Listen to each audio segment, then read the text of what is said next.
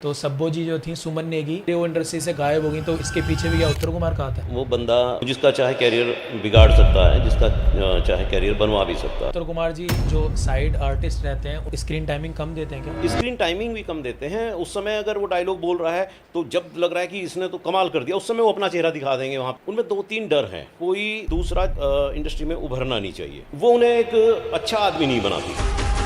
एक कंट्रोवर्सी भी चल रही है, राजीव बोलजा जो उसकी जो आर्टिस्ट हैं बता रही हैं कि उनके साथ कुछ गलत किया उत्तर कुमार जी ने, उसके बारे में आप क्या कहेंगे? जो इसने आरोप लगाए कहीं ना कहीं तो उनमें सच्चाई तो होगी। शोषण किया और मुझे कहा कि मैं तुम्हें फिल्में दूंगा, तुमसे शादी करूंगा। बीच में एक विवाद हुआ था कविता जोशी को लेके, अजय हुड्डा के साथ काम करने के लिए मना कर दिया था उत्तर कुमार जी ने। अजय हुड्डा उत्तर कुमार को गुरु मानता, उत्तर को सम्मान देता है। हरियाणवी इंडस्ट्री बहुत ज़्यादा है, उत्तर किसी को सम्मान वापसी में नहीं देता, चाहे वो अजय हुड्डा हो, चाहे विजय वर्मा हो, विक्की काजला हो। एक लड़की है उर्मी तोमर इनके यहाँ, तो उस लड़की ने बोला इस भव्या को कि तू एक काम कर, इसमें विकास बालियान का नाम लिखा दे तो तेरी जान बच जाएगी, वरना तू जेल जाएगी। और अगर तू उनका नाम ले देगी तो उत्तर उन्हें घर से उठवा देगा। पूरी इंडस्ट्री में मैसेज कर दिया विकास को कोई काम नहीं देगा। मेरे पास एक भी फिल्म का ऑफर नहीं आया पिछले 1.5 साल में।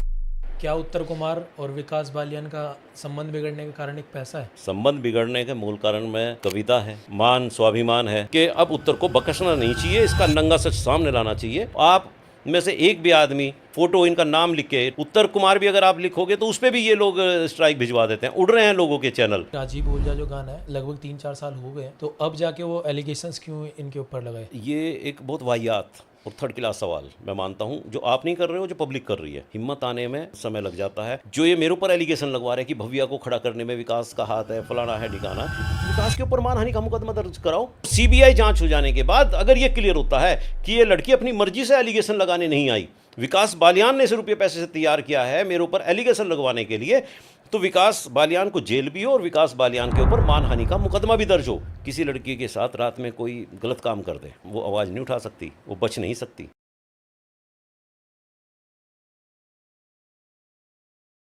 तो राम राम जी, आप सभी का स्वागत है हमारे यूट्यूब चैनल ताज़ी बात में। और आज की हमारी स्पेशल गेस्ट हैं विकास बालियान जी, जो कि देहाती मूवी इंडस्ट्री के बहुत ही दिग्गज कलाकार हैं और तमामों मूवियाँ उन्होंने की हुई हैं। किसी में किरदार निभाया है बाप का, किसी में पुलिस वाले का, अनेकों किरदार निभाए हैं। तो बालियान जी आप कैसे हैं? मैं बिल्कुल ठीक हूँ और आपका चैनल देखने वाले सभी दर्शकों को भी मेरा नमस्कार। तो विकास बालियान जी, आपकी इंडस्ट्री में शुरुआत कैसे हुई? देखिए, मेरी ज़िंदगी के अंदर बहुत सारी चीज़ें अचानक ही हुई हैं और ना मेरी ख्वाहिश थी, ना मेरी चाहत थी, ना मुझे उस बारे में मैंने सोचा कि मुझे जाना कहाँ है। और एक बहते पानी में जैसे आदमी गिर जाए या लकड़ी गिर जाए और वो बहती रहती है उसकी धारा के अनुरूप, तो जी। मैं ऐसे ही बहता रहता हूँ। मेरी ज़िंदगी ऐसी ही है।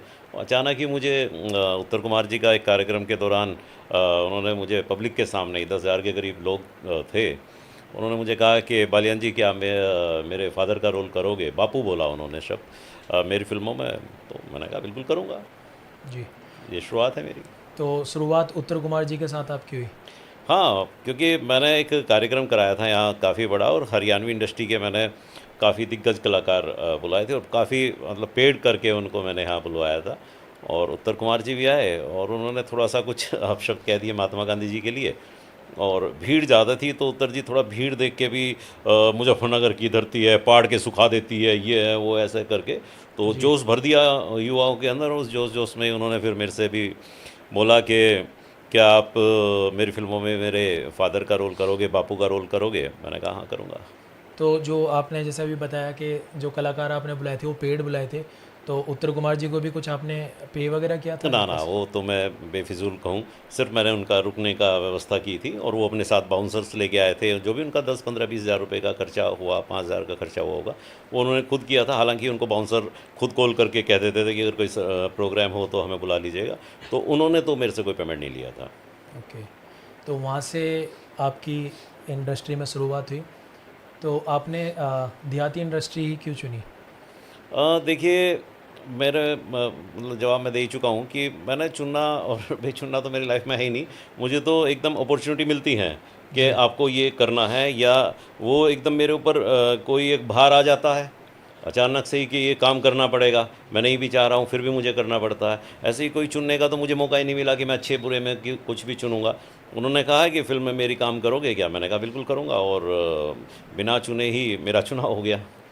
तो पहली जो मूवी थी उसमें आपको पिताजी का रोल मिला, तो वो रोल आपने कैसा निभाया और आगे कितनी मूवी उनके साथ में की?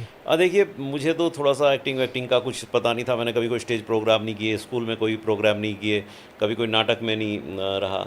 तो उन्होंने जब मुझे बोला कि तो मुझे लगा कि फ़िल्मों का काम है, ऐसे मैंने सबसे पहले मुरादाबाद में अपने होटल बुक कराए, रुकूँगा, अपने बहुत अच्छे-अच्छे कपड़े बनवाए, प्रेस व्रेस करा के बिल्कुल मैं वहाँ पहुँचा। तो वहाँ इंसिडेंटली कुछ ऐसा काम हो रखा था कि एक संदीप बालियान कोई चौकी इंचार्ज थे, उन्होंने कहा कि पैकअप करो और जाओ यहाँ से, तुम्हारे पास कोई परमिशन नहीं है और अनुमति नहीं मिलेगी। तो पहले तो मेरा उनसे ही थोड़ा-सा पुलिस वालों से ही कुछ कहा-सुनी हुई, और मैंने कहा कि ऐसे कैसे आप रोक दोगे किसी को, और कौन-सी इसमें ज़रूरत है, तो घर के अंदर शूटिंग हो रही है, कौन-सा भीड़ है। तो ख़ैर वो शूटिंग के लिए वहाँ फिर उन्होंने अनुमति दे दी। तो मैं गया, उत्तर जी ने मुझे देखा और बोला कि ये क्या है बालियान जी, आपको पता नहीं है कि हमारी पिक्चरों के फ़ादर किस तरीके के कपड़े पहनते हैं? अच्छा, मैंने पिक्चर देखी भी नहीं थी, सच बात ये है। ओके। ये हरियाणवी इंडस्ट्री की मूवी मैंने ज़्यादा देखी नहीं थी, मुझे नाटक सा लगता था, जी। जैसे नाटक सा हो रहा हो एक अजीब-सा। तो मैंने फिर गया और फिर वो मेरे कपड़े देखे, उनके फिर मिट्टी में मिलाए, पहले उन्हें गंदे किए गए, उनमें गुलजर डाली गई। फिर उन्होंने कहा कि आप ये डायलॉग बोलना है। मैं गया, मैंने सीधा-सीधा कैमरे को देखा और डायलॉग बोला बहुत ज़बरदस्त दबा के। एकदम से उत्तर जी बोले, "कैमरे को थोड़ी देखना होता है, जी, हाँ। आपको तो उस आर्टिस्ट को देखना है जिसको आप बोल रहे हो।" मैंने कहा, "अच्छा, कैमरे को नहीं देखना होता?" तो उन्होंने कहा कि नहीं। तो वहीं से मैंने फिर बोला, और उसके बाद तो लाइन लग गई। फिर एक मास्टर फ़िल्म की, और तीसरी फ़िल्म में ही उत्तर जी को मुझे लगता है कि थोड़ा-सा बीजेपी माइंडेड हैं, आरएसएस माइंडेड हैं। तो ओके। उन्होंने चाह रहे थे कि 2019 का चुनाव था कि मोदी दोबारा से रिपीट करें। जी। तो उन्होंने एक फ़िल्म लिखवाई तभी, और ये था कि इस फ़िल्म को बहुत जल्दी लाके, और हम मोदी जी से इसको इनाम भी दिलवाएँगे, इसको सब्सिडी भी मिलेगी, इसको बहुत सारी चीज़ें होंगी।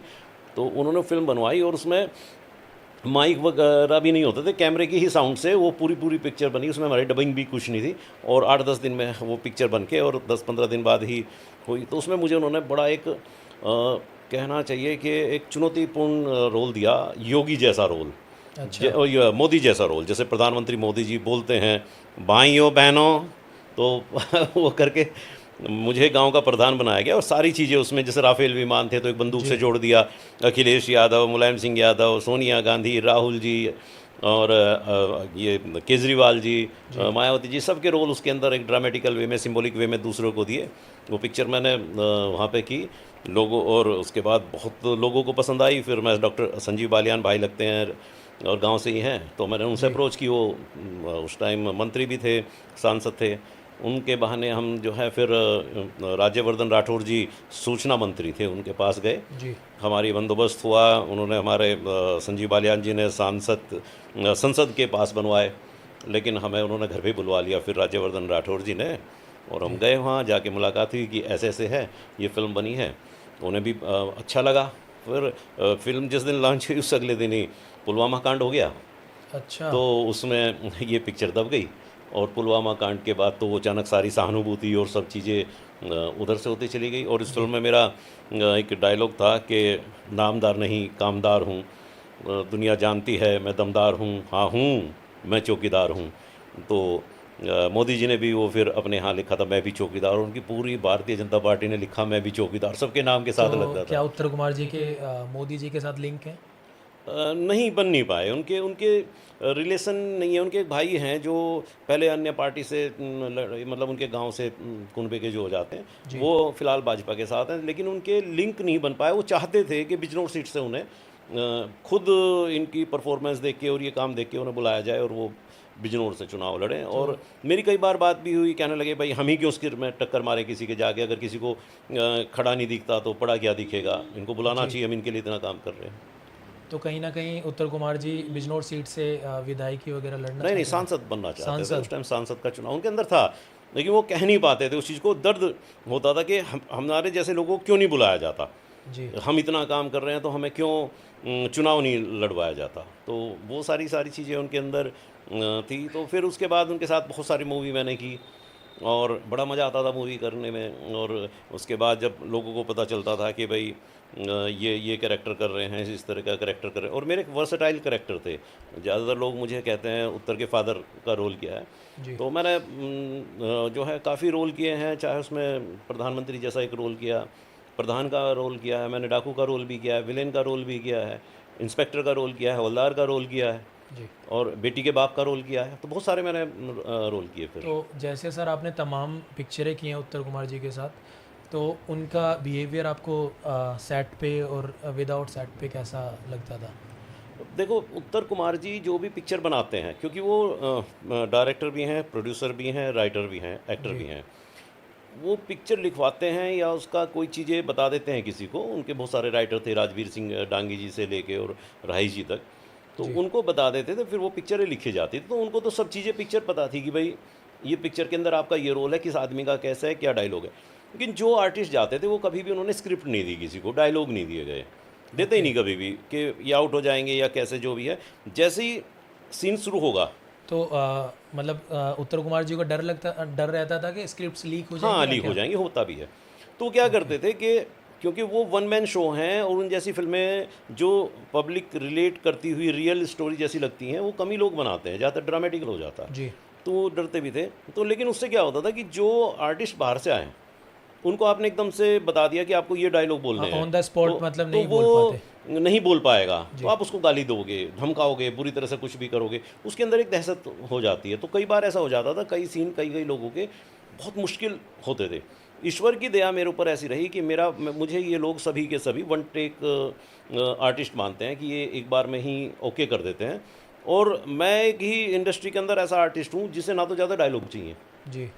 हाँ जी, लो जी, पानी पी लो जी, चाय ले लो जी, ये कर लो जी। मुझे ऐसे डायलॉग नहीं चाहिए, मुझे चाहिए डायलॉग जिसको मैं फिर स्टेज पे बोल सकूं। जी। भाई मैं कोई गायक तो नहीं हूँ, अगर जी। मैं कहीं स्टेज पे जाऊंगा, लोग मुझसे कहेंगे कि आप जो है डायलॉग बोल के दिखाओ, तो मैं क्या बोलूँगा? ले भाई, कहाँ जा रहा था? आया नहीं था, लो बिल नहीं जमा करके आया। मैंने कहा डायलॉग नहीं है, जी।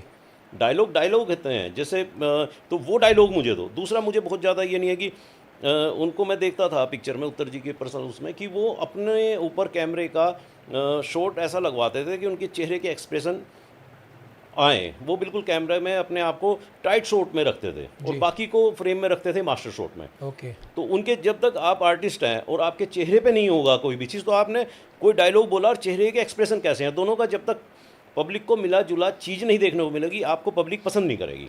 तो कहीं ना कहीं उत्तर कुमार जी जो साइड आर्टिस्ट रहते हैं उनको स्क्रीन टाइमिंग कम देते हैं क्या? स्क्रीन टाइमिंग भी कम देते हैं। उस समय अगर वो डायलॉग बोल रहा है, तो जब लग रहा है कि इसने तो कमाल कर दिया, उस समय वो अपना चेहरा दिखा देंगे, वहाँ पे अपने रिएक्शन दिखा देंगे। तो वो एक उनके अंदर जो एक, भाई पिक्चर आपकी बन रही है, जी। पिक्चर का जो फ़ायदा होगा आपको होगा, लेकिन आप आर्टिस्ट पे क्यों इस तरीके की चीज़ें कर रहे हैं कि यार इसको हम कम दिखा दें या चीज़ें करें? क्योंकि जो भी आर्टिस्ट ने तो पेमेंट अपना लेना है, वो तो घर चला जाएगा, पिक्चर जो भी चलेगी वो आपको फ़ायदा होगा।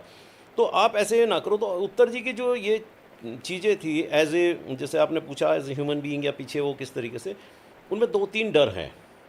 जी। एक तो कोई दूसरा इंडस्ट्री में उभरना नहीं चाहिए, बड़ा नहीं होना चाहिए, फ़ैन फॉलोइंग किसी की ज़्यादा नहीं होनी चाहिए, एंड जो मैं कहता हूँ जी। वो ब्रह्म वाक्य है, उसको कोई काटेगा नहीं, उसकी कोई आलोचना नहीं करेगा, उस पर कोई तर्क वितर्क नहीं करेगा। जो मैंने कह दिया वो फाइनल है। अगर मैंने बोल दिया है तो वो पत्थर की कि लकीर हाँ, है। कि आप अगर पश्चिम से हैं, सूरज पश्चिम से उग रहा है, तो आपको कहना पड़ेगा, मानना पड़ेगा। और अगर आप नहीं कहोगे तो फिर आपको गालियाँ भी मिलेंगी, बहुत चीज़ें। तो आर्टिस्ट बर्दाश्त करते हैं क्योंकि लगता है कि काम नहीं मिलेगा।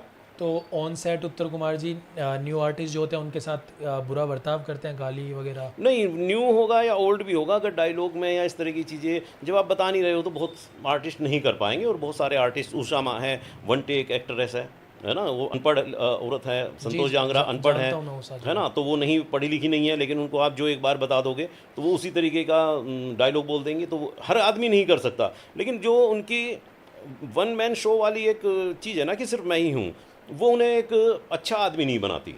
तो सर कहीं ना कहीं उत्तर कुमार जी के मन में मतलब ये डर रहता है कि कोई नया आर्टिस्ट आया है और उसको मैं स्क्रीन टाइमिंग ज़्यादा दे दूंगा तो कहीं ना कहीं उसका मेरे से ज़्यादा फेम ना हो जाए, तो मैं ये कह रहा हूँ कि स्टोरी की डिमांड पे होना चाहिए। आपको क्या ज़रूरत है विकास बालियान को आप ज़्यादा टाइम स्क्रीन टाइम दो, लेकिन अगर जितनी स्टोरी की डिमांड है उतना तो आपको देना पड़ेगा ना। जी। उसमें भी क्या है कि आप दे रहे हो, लेकिन उसके बाद क्या है कि आप उसका क्लोज ही नहीं लगा रहे हो। आपने या तो मिड लगा दिया या फिर जो है मास्टर शॉट लगा रखा है। डायलॉग विकास बोल रहा है, आप चेहरे के रिएक्शन Expression अपने उनके आ एक्सप्रेशन रहे जो है अपने वो दिखा रहे हैं, तो विकास तो गया ना।